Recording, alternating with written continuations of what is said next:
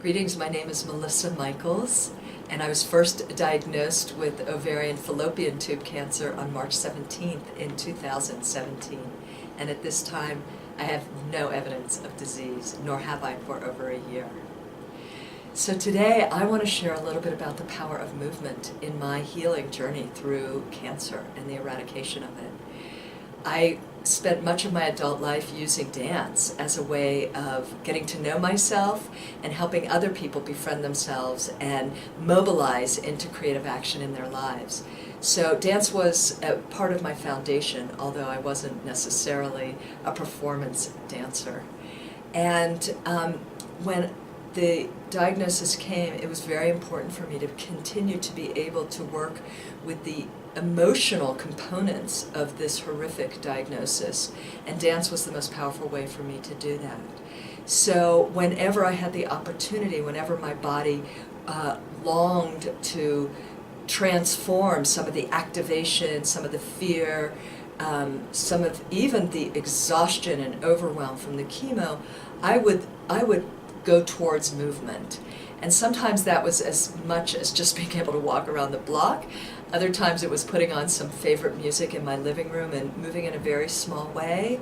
Other times it was like being like a force of nature, just moving the anger and the outrage at the whole situation. Of course, that was when my surgery was far enough away that I had integrity in my body, and it was before I was really being saturated with the chemotherapy.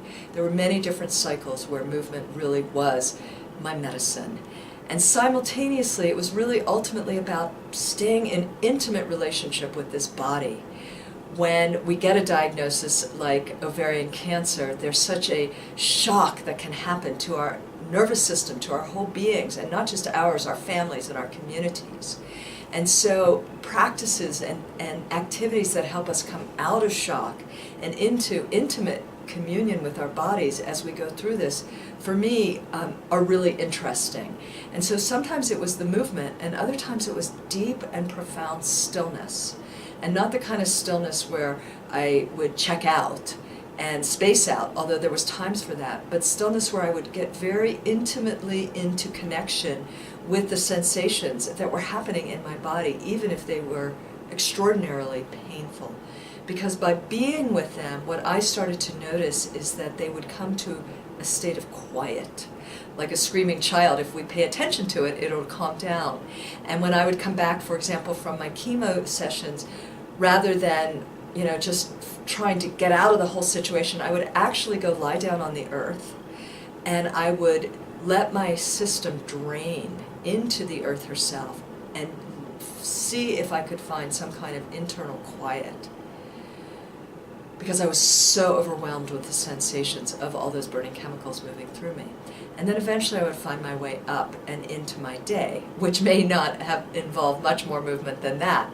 But there was a way that I really made it my practice to stay present with what was happening in movement and in stillness as a way of befriending and in some ways taking more control over what was happening rather than feeling like I was just always being assaulted and inundated with surgeries and chemotherapy.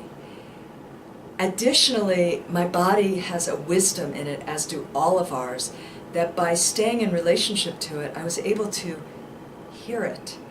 And that was it giving me information about what foods would actually be tolerable to my system, or what I needed. Maybe I needed to go get touch, or maybe I needed to get in a bathtub, or maybe I needed to cry.